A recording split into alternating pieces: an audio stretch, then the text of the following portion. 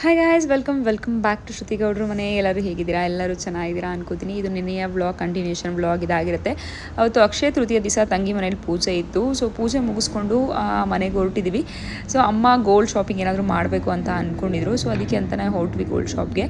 Almost ನಾವು gold shop ಹೋಗೋಷ್ಟಕ್ಕೆ 10:30 ಆಗಿತ್ತು. Actually ಕಾಲ್ ಮಾಡಿ ಕೇಳಿದೆ ಎಷ್ಟೊತ್ತಿಗೆ ಓಪನ್ ಇರುತ್ತೆ ಅಂತ. 10:30 ತನಕ ಇರುತ್ತೆ ಅಂತ ಹೇಳಿದರು. ಸೊ ನಾವು ಮೆಟ್ರೋ ಇಳಿದ ತಕ್ಷಣ ತಮ್ಮ ಬಂದ, ಕಾರಲ್ಲಿ ಪಿಕ್ ಮಾಡ್ಕೊಂಡು ಹೋದ. ಸೊ ತನಿಷ್ಕಲ್ಲಿ ಅಮ್ಮ ಒಂದು ಗೋಲ್ಡ್ ಸ್ಕೀಮ್ದು ಹಾಕಿದ್ರು. ಸೊ ಅಲ್ಲಿ ಹೋದ್ವಿ. ಅಲ್ಲಿ ಯಾವುದು ಕೂಡ ಇಷ್ಟ ಆಗಿಲ್ಲ. ಅಮೌಂಟ್ ರಿಟರ್ನ್ ಮಾಡ್ತೀರಾ ಅಂತ ಕೇಳಿದ್ವಿ. ಓಕೆ ಮಾಡ್ತೀವಿ ಅಂದರು. ಸರಿ ರಿಟರ್ನ್ ಮಾಡ್ತಾರಲ್ಲ ಹೇಗೋ ಅಂದ್ಬಿಟ್ಟು ನೆಕ್ಸ್ಟ್ KRಪುರಮಲ್ಲೇ ಇದೆ ಅಲ್ವಾ GRT ಮತ್ತು ಸಾಯಿ ಗೋಲ್ಡ್ ಪ್ಯಾಲೇಸ್ ಎಲ್ಲ, ಅಲ್ಲಿ ಬಂದ್ವಿ. ಓಪನ್ ಇದೆಯಾ ಅಂತ ಇತ್ತು. ಅಲ್ಲಿ ಕೇಳಿದ್ವಿ ಅವ್ರನ್ನ, ಸ್ವಲ್ಪ ಬೇಗ ಮಾಡಬೇಕು ಅಂದರು. ಅದಕ್ಕೋಸ್ಕರ ವೀಡಿಯೋ ತುಂಬ ಮಾಡೋಕ್ಕಾಗಿಲ್ಲ, ಎಷ್ಟಾಯಿತು ಅಷ್ಟು ಮಾಡಿದ್ದೀನಿ. ಸೊ ಅಮ್ಮ ಪೆಂಡೆಂಟ್ ಏನೋ ನೋಡ್ತಾಯಿದ್ರು. ಅಮ್ಮ ಇಂದು ಎಲ್ಲ ಪೆಂಡೆಂಟ್ ನೋಡ್ತಾಯಿದ್ರು. ನಾನು ಏನಾದರೂ ಬೇರೆ ನೋಡೋಣ, ನನಗೂ ಏನಾದರೂ ತೊಗೊಳ್ಳೋಣ ಅಂದರೆ ಒಂದಷ್ಟು ಅಮೌಂಟ್ ಇತ್ತು, ತೊಗೊಳ್ಳೋಣ ಅಂದ್ಬಿಟ್ಟು ನೋಡ್ತಾ ಇದ್ದೆ. ಒಂದಷ್ಟು ಏನು ಹೇಳ್ತೀವಿ, ಈ ಚಿಕ್ಕದು ಕಾಸಿನ ಸರ ಈ ಥರ ಎಲ್ಲ ಬರುತ್ತಲ್ಲ, ಅದನ್ನೆಲ್ಲ ನೋಡ್ತಾ ಇದ್ದೆ. ತುಂಬ ಚೆನ್ನಾಗಿ ಕಾಣಿಸ್ತಾ ಇತ್ತು. ಅದ್ರ ಜೊತೆಗೆ ಈ ರೀತಿ ಒಂದಷ್ಟು ಚೈನ್ಸ್, ಇದೆಲ್ಲ ಒಂದು ಕಡಿಮೆ ಗ್ರಾಮ್ಸಲ್ಲೇ ನೋಡ್ತಾ ಇದ್ದೆ. ನನ್ನ ಹತ್ರ ತುಂಬ ಬಜೆಟ್ ಏನಿರಲಿಲ್ಲ.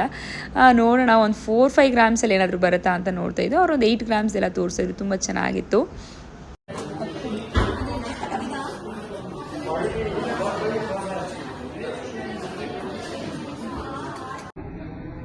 ನೋಡಿ, ಇವಾಗ ಏನು ನೋಡ್ತಾ ಇರೋಣ ನೀವು, ಇದೆಲ್ಲ ಅಷ್ಟೇ 7, 8, 6 ಈ ಥರ ಗ್ರಾಮ್ಸಲ್ಲಿ ತುಂಬ ಚೆನ್ನಾಗಿ ಅನ್ನಿಸ್ತಾ ಇತ್ತು. ಚಿಕ್ಕದಾಗಿ ಪುಟ್ಟದಾಗಿ ತುಂಬ ಚೆನ್ನಾಗಿದೆ ಅಂತ ಅನಿಸ್ದು. ಆಲ್ಮೋಸ್ಟ್ ನಿಮಗೆ 6-7 ಗ್ರಾಮ್ಸ್ ಅಂದು 60,000 ಎಲ್ಲ ಆಗುತ್ತೆ. ಸೊ ನಾನು ನೋಡೋಣ ಇನ್ನು ಬೇರೆ ಥರ ಏನಾದರೂ ಸಿಗುತ್ತಾ ಅಂತ ನೋಡ್ತಾ ಇದ್ದೆ. ಅದಾದಮೇಲೆ ನನಗೊಂದು ಬೀಡ್ಸ್ದು ಸಿಕ್ತು, ಚೆನ್ನಾಗಿದೆ ಅಂತ ಅನಿಸ್ತು. ಸೊ ಅಮ್ಮ, ನನ್ನ ತಮ್ಮಂದು ಎಲ್ಲರಿಗೂ ಕೂಡ ಅದಿಷ್ಟ ಆಯಿತು. ಸೊ ಚೆನ್ನಾಗಿದೆ ಅಂದರು. ಅಮ್ಮ ಪೆಂಡೆಂಟ್ನ ಸೆಲೆಕ್ಟ್ ಮಾಡಿದರು. ಚೈನ್ ಇದೆಲ್ಲ, ಚೈನ್ಗೆ ಪೆಂಡೆಂಟ್ ಹಾಕ್ಕೊಳಕ್ಕಿರುತ್ತೆ ಅಂತ ಅಂದ್ಬಿಟ್ಟು. ಚಿನ್ನದ ರೇಟ್ ಏನೂ ಬರಲ್ಲ. ಸುಮ್ಮನೆ ಚಿನ್ನ ತೊಗೋಬೇಕು ಅಂತ ಆಸೆ ಪಡೋದಷ್ಟೇ. ಅಲ್ಲಿ ಹೋದರೆ ಏನೂ ಸಿಗಲ್ಲ ಅಂತಲೇ ಹೇಳ್ಬೋದು. ಬಜೆಟ್ ಜಾಸ್ತಿ ಇಟ್ಕೊಂಡು ಹೋಗಬೇಕು ಚಿನ್ನಕ್ಕೆಲ್ಲ. ನಾನು ಆ್ಯಕ್ಚುಲಿ ಪ್ಲ್ಯಾನ್ ಇರಲಿಲ್ಲ ತೊಗೋಬೇಕು ಅಂತ, ನೋಡೋಣ ಅಂತ ನೋಡಿದಷ್ಟೇ. ಸೊ ಇಷ್ಟ ಆಯಿತು. ಏನಾದರೂ ಇದ್ದರೂ ಯೂಸ್ ಮಾಡ್ಕೋಬೋದು, ಹಂಗೆ ಇಟ್ಟರೆ ಅಮೌಂಟ್ ಹಂಗೆ ಖರ್ಚು ಮಾಡ್ತೀವಲ್ಲ ಅಂತ ಅಂದ್ಬಿಟ್ಟು ಸರಿ ಅದು ತೊಗೊಳ್ಳೋಣ ಅಂತ ಅಂದ್ಬಿಟ್ಟು ತೊಗೊಂಡೆ. ಹೇಗಿದೆ ಏನು ಅನ್ನೋದನ್ನ ತೋರಿಸ್ತೀನಿ. ತುಂಬ ಚೆನ್ನಾಗಿ ಅನ್ನಿಸ್ತು. ಬಟ್ ಶಾಪಲ್ಲಂತೂ ತುಂಬ ಅಂದರೆ ತುಂಬ ಲೇಟ್ ಆಗಿಬಿಟ್ಟಿತ್ತು. ಯಾರೂ ಇಲ್ಲ, ನಾವೊಬ್ಬರೇ ಅವ್ರ ಲಾಕರ್ಗೆಲ್ಲ ಎತ್ತಿಡ್ತಾಯಿದ್ರು. ಆ ಟೈಮಲ್ಲಿ ನಾವು ಶಾಪಿಂಗ್ ಮಾಡಿದಂಥದ್ದು. ಅದರ ಚೆನ್ನಾಗಿತ್ತು ಎಕ್ಸ್ಪೀರಿಯನ್ಸ್. Last moment shopping. ಪಾಪ ಅವ್ರು ಸುಮ್ಮನೆ ತಂದ್ಕೊಟ್ರು, ನೀವು ಲಾಂಗ್ ಕೊಡ್ತೀರಾ ಅಂತ ಅನ್ಕೊಂಡ್ವಿ ಅಷ್ಟೇ.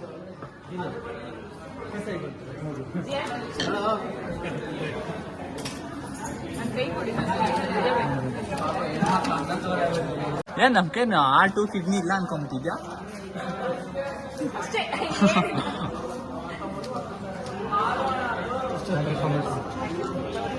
ಅಂತ್ಯ ಮುಂದೆ ಕೊಡ್ಸು ಹಂಗೆ.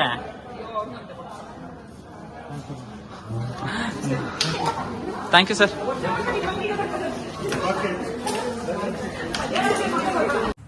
Hi guys, welcome back to Shruti ಗೌಡ್ರ ಮನೆ.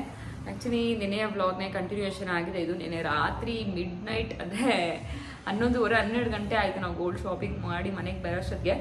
ಸೊ ಶಾಪಿಂಗ್ ಮುಗಿಸಿ ಅಮ್ಮನ ಮನೇಲೇ ಇದ್ವಿ. ಲೇಟ್ ಆಗಿಬಿಡ್ತಾರೆ. ನಾನು ಹಂಗೆ ಬಂದ್ಬಿಡೋಣ ಅಂತ ಅಂದ್ಕೊಂಡಿದ್ದು. ಮತ್ತು ಸಂಡೇ ನಾಳೆ ಫಂಕ್ಷನ್ ಇದೆ, ನಾಳೆ ಹೋಗಬೇಕು. ಮತ್ತು ಮಂಡೇ ಫಂಕ್ಷನ್ ಇದೆ ಅಂತ ಅಂದ್ಬಿಟ್ಟು ಬಟ್ ಟೈಮ್ ಜಾಸ್ತಿ ಆಯ್ತಲ್ಲ ಅಂತ ಇದ್ಬಿಟ್ವಿ. ಬೆಳಗ್ಗೆನೇ ಟಿಫನ್ ಎಲ್ಲ ಮಾಡ್ಕೊಂಡು ಬಂದ್ವಿ. ಟಿಫಿನ್ ಹೋಗ್ತಾ ಇದ್ದಾನೆ. ನಾನೊಂದು ಸ್ವಲ್ಪ ಕೆಲಸಗಳೆಲ್ಲ ಇದೆಲ್ಲ ಮುಗಿಸ್ಕೊಂಡೆ. ನಾಳೆ ಮತ್ತೆ ಫಂಕ್ಷನ್ ಇದೆ, ಫಂಕ್ಷನ್ಗೆ ಹೋಗಬೇಕು. ಹಾಗೆ ಪೂಜೆ ಮಾಡಬೇಕು. ಹಾಗೆ ನಾನು ಏನು ಸರ ತೊಗೊಂಡೆ ಏನು ಅನ್ನೋದನ್ನ ಕೂಡ ನಿಮ್ಗೆ ತೋರಿಸ್ಬೇಡ ನೀಟಾಗಿ, ಎಷ್ಟಿದೆ ಗ್ರಾಮ್ಸ್ ಅಂತೆಲ್ಲ ಅಂತಂದ್ಬಿಟ್ಟು ತೋರಿಸೋಣ ಅಂದ್ಬಿಟ್ಟು ಹೆಂಗೂ ದೇವ್ರ ಹತ್ರ ಇಟ್ಟು ಪೂಜೆ ಮಾಡೋಣ ಅಂತ ದೇವ್ರ ಮನೆಗೆ ಎಲ್ಲ ರೆಡಿ ಮಾಡಿದ್ದೀನಿ. ಪೂಜೆ ಮಾಡಬೇಕು ಇವಾಗ. ಆ್ಯಕ್ಚುಲಿ ನಿನ್ನೆ ಮಾಡಬೇಕಿತ್ತು. ನನ್ನ ಪ್ಲ್ಯಾನೇ ಇಲ್ಲ ಆಯಿತಾ. ಗೋಲ್ಡ್ ತೊಗೊಬೇಕು ಅನ್ನೋ ಪ್ಲ್ಯಾನೇ ನಂಗೆ ಇರಲಿಲ್ಲ, ಒಂಚೂರು ಕೂಡ ಪ್ಲ್ಯಾನ್ ಇರಲಿಲ್ಲ. ಬಟ್ ಸಡನ್ ಪ್ಲ್ಯಾನ್ ಆಗಿದ್ದಂಥದ್ದು. ಅಂದರೆ ಅಮ್ಮ ತೊಗೊಳಕ್ಕೆ ಅಂತ ಹೋಗಿದ್ದು. ಅಮ್ಮ ಚಿಟ್ಟ ಹಾಕಿದ್ರು ತನಿಷ್ಕಲ್ಲಿ. ಸೊ ಅಲ್ಲಿ ಹೋಗಿದ್ದು ನಾವು. ಗೋಲ್ಡ್ ಸ್ಕೀಮ್ಸ್ ಬರುತ್ತಲ್ಲ ಆ ಥರದಕ್ಕೆ.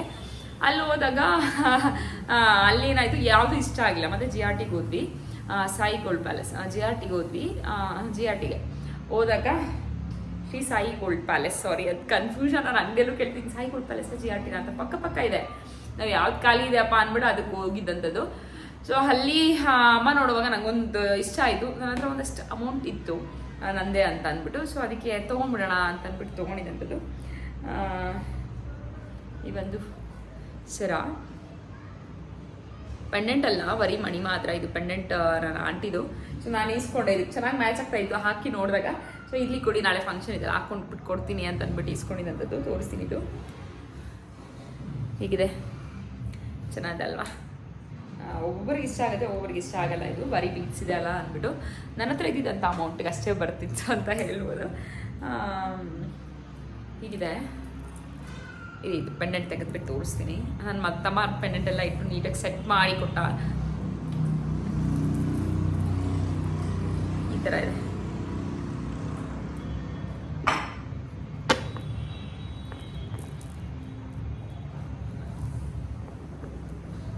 ಈ ಥರ ಇದೆ. ಆಲ್ಮೋಸ್ಟ್ 3 ಗ್ರಾಮ್ಸ್ ಇದೆ. ಫುಲ್ ಇದೇನಿದೆ ಅಲ್ವಾ, ಇದನ್ನೆಲ್ಲ ಸುತ್ತಿರೋದೆಲ್ಲ ಫುಲ್ ಗೋಲ್ಡಲ್ಲಿ. ಈ ಗೋಲ್ಡಲ್ಲಿ ಫುಲ್ ಸುತ್ತಿದ್ದಾರೆ. ಅದು ಒರಿಜಿನಲ್ ಮುತ್ತು, ಮತ್ತು ಇದು ರೂಬಿ ಏನೋ ಹೇಳಿದ್ರಪ್ಪ ಇದನ್ನು. ಸೊ ಸ್ಟೋನ್ಸ್ಗೆ ಜಾಸ್ತಿ ಆಯಿತು ನಂದು. ಸ್ಟೋನ್ಸ್ಗೆ ಆಲ್ಮೋಸ್ಟ್ 8,000 9,000 ಸ್ಟೋನ್ಸ್ ಚಾರ್ಜ್ ಹಾಕಿದ್ದಾರೆ. ಸ್ಟೋನ್ಸ್ಗೆ ಹಾಕಿದ್ದಾರೆ, ಎಲ್ಲ ಒರಿಜಿನಲ್ ಇದೆ ಅಂತ ಅಂದ್ಬಿಟ್ಟು. ಹಿಂಗೆ ಗೋಲ್ಡೇ ರೇಟ್ ಎಷ್ಟಿದೆ ನಿಮಗೆಲ್ಲ ಗೊತ್ತಿದೆ.